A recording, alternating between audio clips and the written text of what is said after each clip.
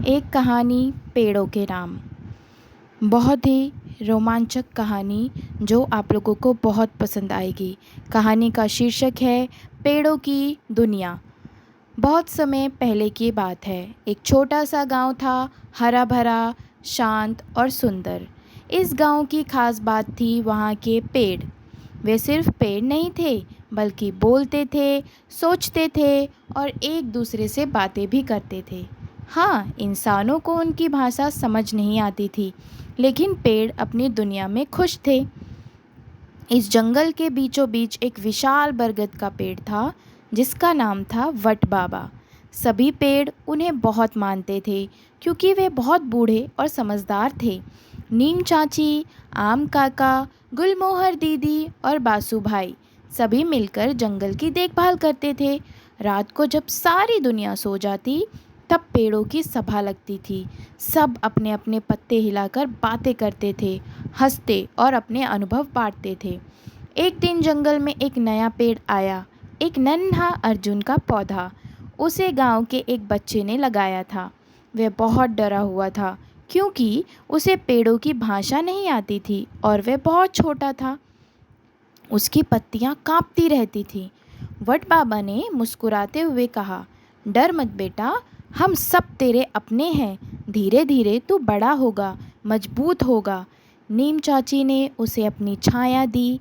आम काका ने कहा, जब तू बड़ा होगा तो तुझे फल भी आएंगे। सब बच्चे तुझसे दोस्ती करेंगे।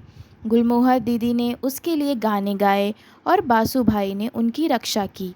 समय बीतता गया। अर्जुन का पौधा अब एक मजबूत पेड़ बन चुका था।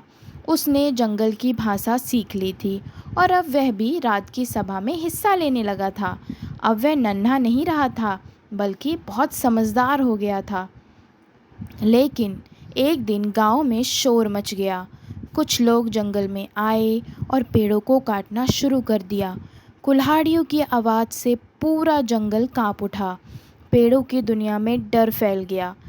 क्या होगा अब? नीम चाची ने डरते हुए पूछा। हमें कुछ करना होगा, गुलमोहर दीदी बोली।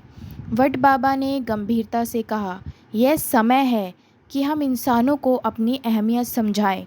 तभी अर्जुन पेड़ बोला, अगर हमारे बच्चे हमारी बात समझ जाएं, तो वे अपने बड़ों को रोक सकते हैं। बच्चों के लिए दिल को छूना आसान होता है। सभी पेड़ों ने उसकी बात मान ली। उस रात सभी पेड़ों ने मिलकर हवा के जरिए एक संदेश गांव के बच्चों तक पहुंचाया। बच्चों ने अपना सपना देखा, एक सुंदर जंगल जो उजड़ गया है, एक पेड़ जो रो रहा है, पक्षी जो उड़कर कहीं और चले गए हैं। अगली सुबह गांव के सभी बच्चे दौड़ते हुए जंगल में पहुंचे। उन्होंने देखा कि कई पेड़ कट चुके हैं और कुछ को काटा जा रहा है। बच्चे रोने लगे और हाथ जोड़कर उन लोगों से कहने लगे, प्लीज़ हमारे पेड़ों को मत काटो, ये हमारे दोस्त हैं। लोग चौंक गए। बच्चों के आंसू और उनकी मासूमियत बातें उनके दिल को छू गई। धीरे धीरे लोगों को समझ आया कि पेड़ सिर्फ लकड़ी नहीं होते, वो जीवन होते हैं। वे हवा को साफ करते हैं, छाया देते हैं, फल देते हैं, पक्षियों का घर होते हैं। गांव वालों ने मिलकर पेड़ों को काटना बंद कर दिया, बल्कि उन्होंने तो अब और पेड़ लगाने का निश्चय किया। वट बाबा ने मुस्कुराकर कहा, अर्जुन, तेरा विचार हमें बचा गया। अर्जुन पेड़ ने विनम्रता से कहा, हम सब ने मिलकर कोशिश की, यही हमारी ताकत है। अब उस गांव में हर साल वृक्ष उत्सव मनाया जाता है।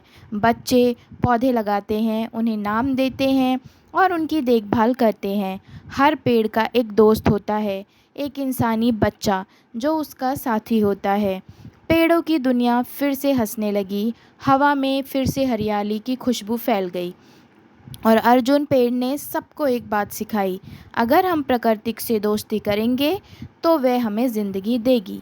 सीख, यह कहानी हमें सिखाती है कि पेड़ हमारे जीवन का एक अभिन्न हिस्सा है।